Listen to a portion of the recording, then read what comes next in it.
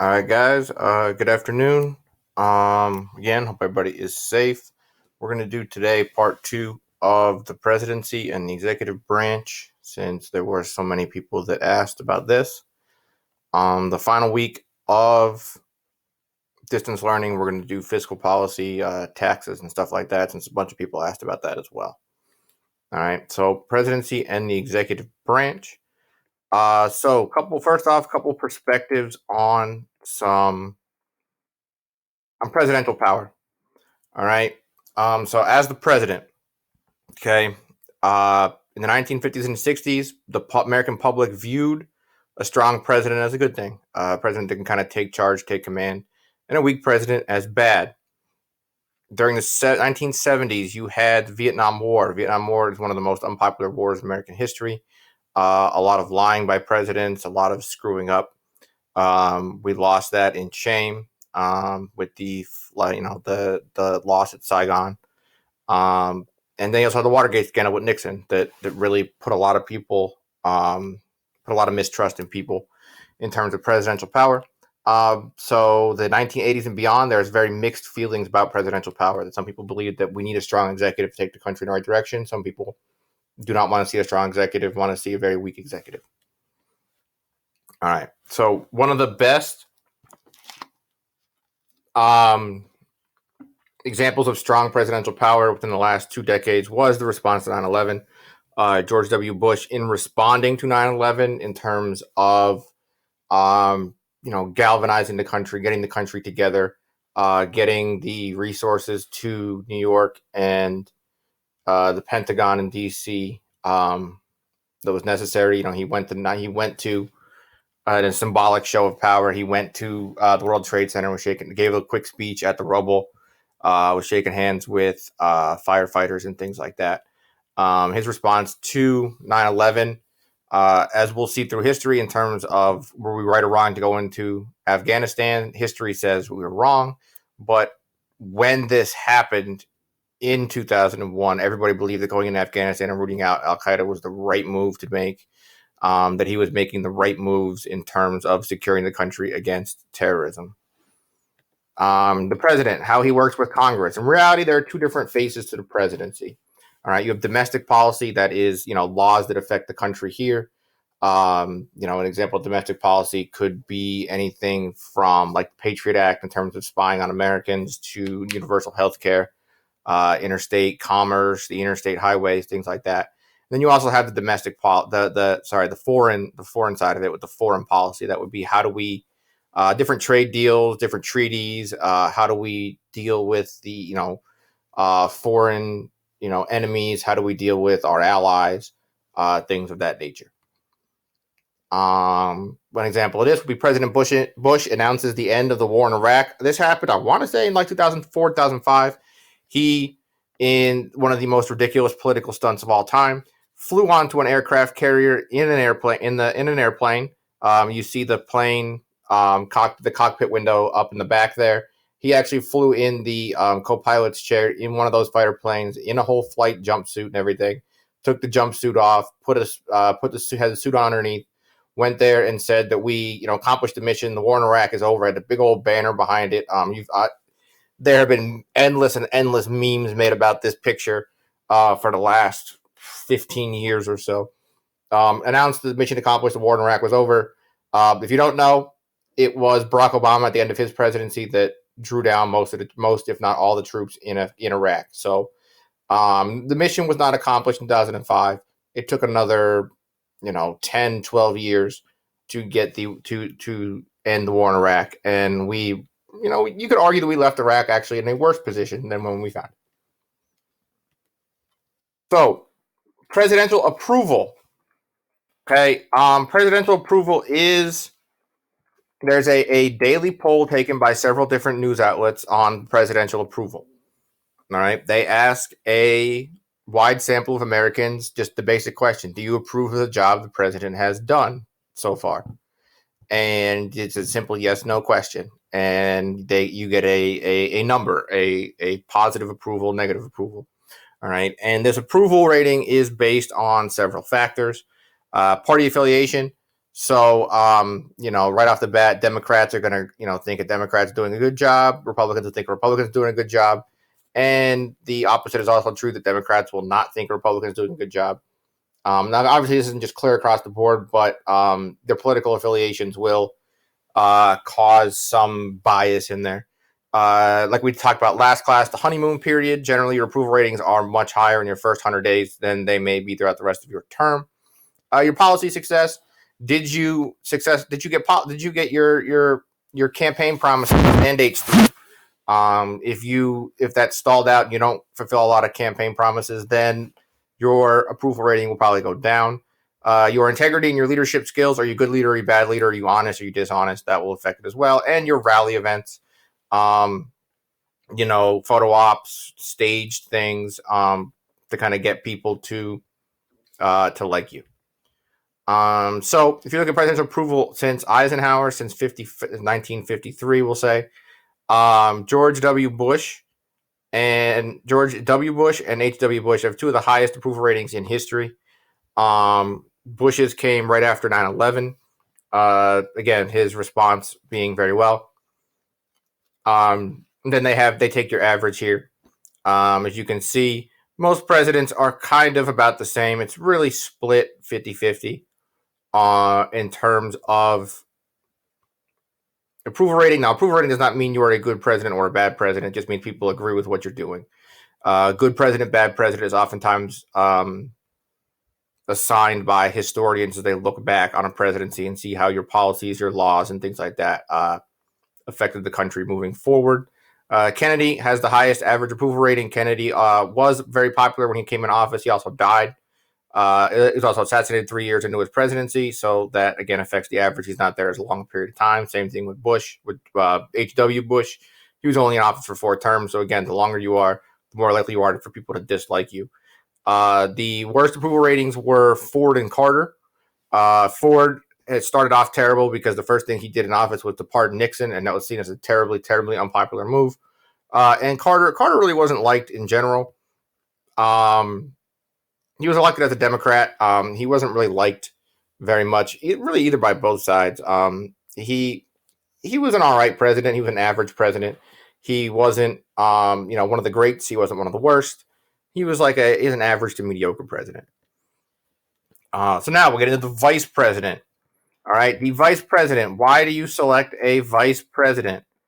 Number one, for balancing the ticket. So if you're a president, let's say you're Barack Obama, you are a younger black man, first-term senator from Chicago. Okay, so the first thing people are going to look at when they're trying to vote for you is, well, he's inexperienced, he's young, he's black. So how do I get this? How do I kind of appeal to other people, to a wider range of voters? So he selected Joe Biden. Joe Biden is an old, 10 term U.S. senator. He was born in northeastern Pennsylvania. He represented Delaware, I want to say. He lives in Delaware. And he's white. So it provides a large appeal. It balances out his blackness is balanced off by the whiteness. The young is balanced off by the old veteran appearance of Joe Biden. The Midwestern roots, his Chicago roots of Obama, is balanced out by the Northeastern living Joe Biden. The role of the vice president, there is no real constitutional role. The vice president oftentimes is very much a ceremonial role. Really, the only thing he has in the Constitution that he has to do is he is the president of the Senate, and he only votes to break a tie. So if the Senate votes 50-50 on an issue, he comes in as the tiebreaker, 101st vote to break a tie. Other than that, president doesn't really do anything. 25th Amendment dictated some presidential power in terms of the secession plan that we covered last class. He's also very crucial in policy development. So in Obama's administration, he went to Biden a lot of times to work with Congress to get a lot of his bills passed, to get Obamacare passed, and some other and the gun control, trying to get gun control and things passed. He would go to Biden a lot to kind of get a lot of this stuff going. The vice president lives at the Naval Observatory in D.C. The Naval Observatory is his governmental home. All right. So administering the executive branch, how does this work? The cabinet departments are the main way that this works. A lot of executing laws doesn't happen with the president; it happens with the cabinet department. So you have the Department of State, which makes foreign policy according to treaty negotiations. Treasury Department is basically the government's bank. They print money. They're in charge of the mints, the Federal Reserve. The Defense Department that was formed after World War II. That is the Army, Navy, things like that. Air Force are included in the Defense Department. Justice Department is the government's attorney. It is headed by the Attorney General. Department of the Interior manages our natural resources, including your wildlife, public lands. So national parks, there are oil reserves and things that are included there as well. The Department of the Interior also manages like the National Mall and the monuments. Department of Agriculture that administers farm programs, food stamp programs, aids farmers. Department of Commerce that helps businesses and conducts the census. Census is done through the Department of Commerce. Department of Labor runs programs and aids labor in various ways. They help workers. Health and Human Services. It is, the CDC is under Health and Human Services. They do a lot of things, what's the word I'm looking for? The Child Health Insurance Program, CHIP, is under that as well. Housing and Urban Development, or HUD, they're responsible for public housing and urban programs. Transportation, responsible for mass transportation and highway programs. They run the Interstate Highway Program. Department of Energy is responsible for energy policy and research, including atomic energy. They regulate the power plants in the country. Department of Education, responsible for the federal government's education programs like Head Start. They're responsible for student loan programs as well. Veterans Affairs, responsible for programs aiding veterans. The VA hospital.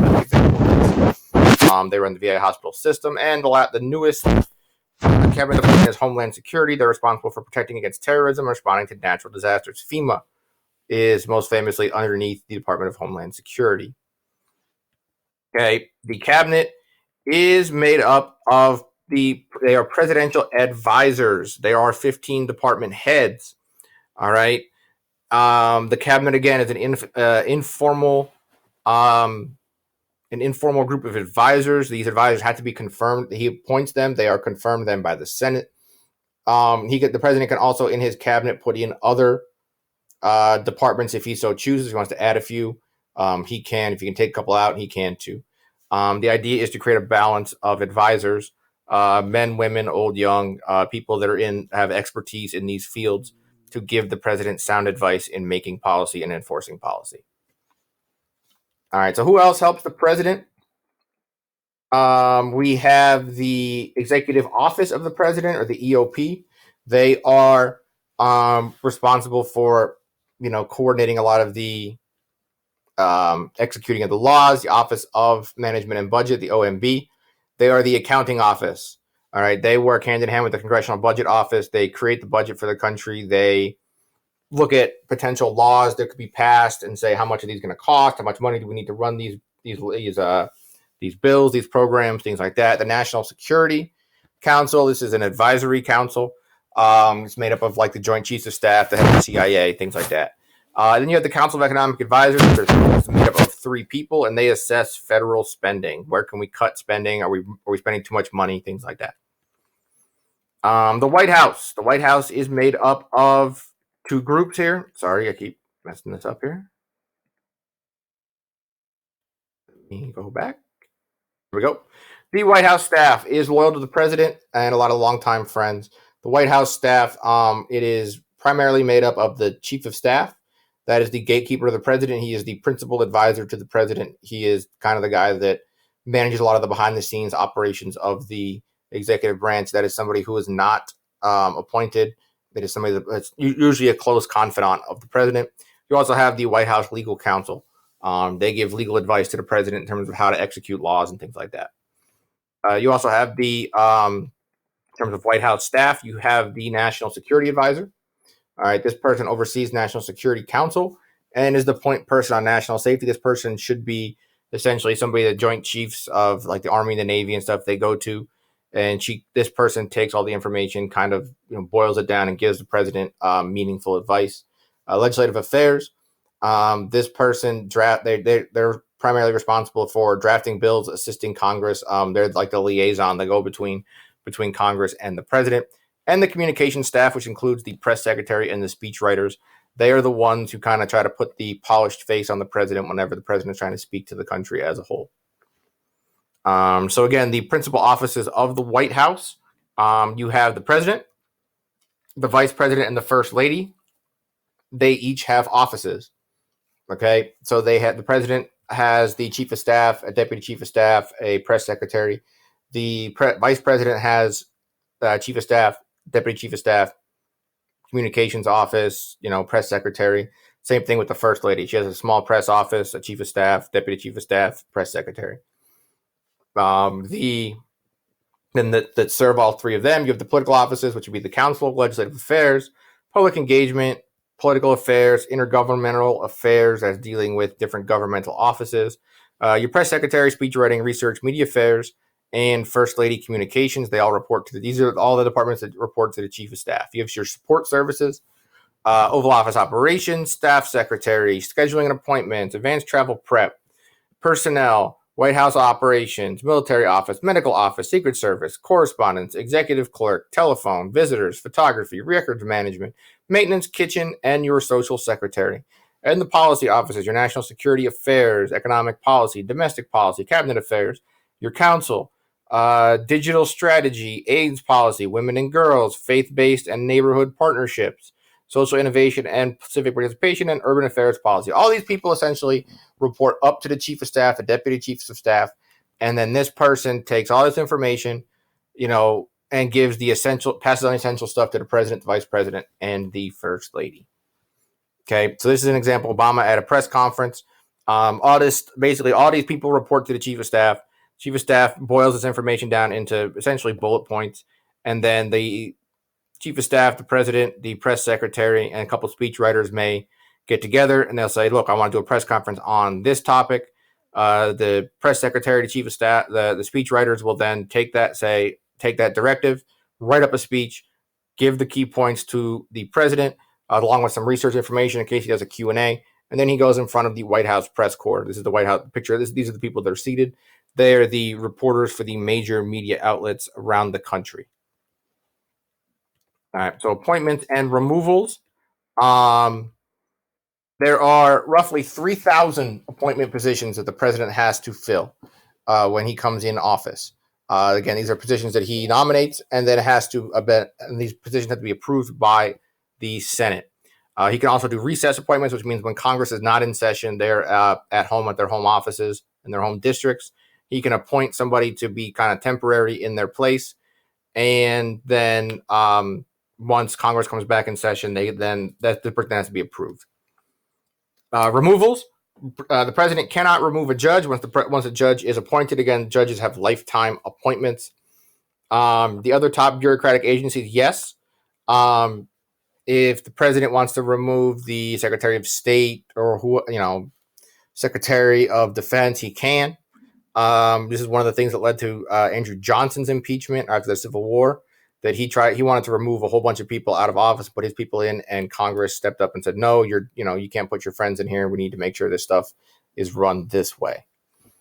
Different management styles in terms of the executive branch. You have the pyramid system, which is a top-down approach, or what we call the hierarchical approach, where you have the chief of staff operates as the gatekeeper. Eisenhower ran this, where he's like, look, everybody reports to the chief of staff.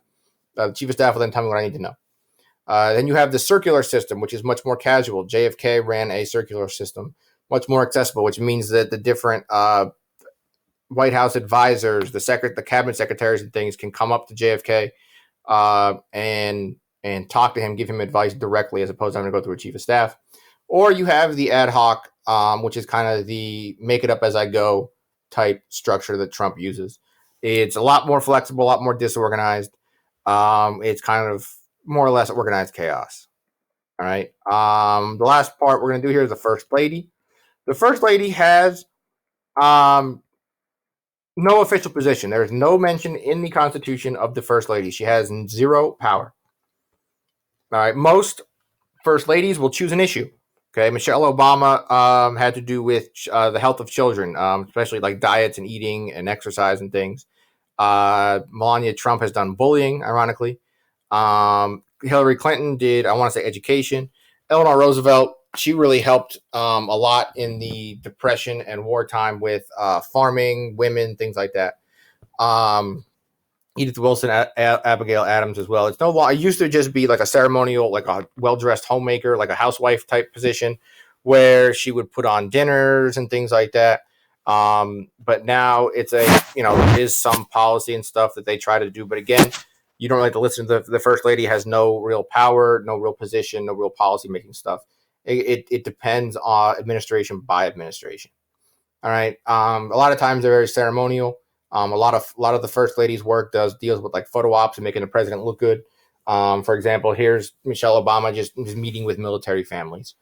Um, that they go around. She goes around as the official representative of the president, the person who the president might listen to the most, being his wife. Might be closest to in the world, being his wife.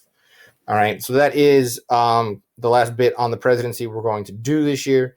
The two assignments that are posted are going to be an article you need to read and answer. I want to say it's 5 questions, 4 questions on the powers of the vice president, how it's expanded over time, and then the president and the president's relationship and the executive branch.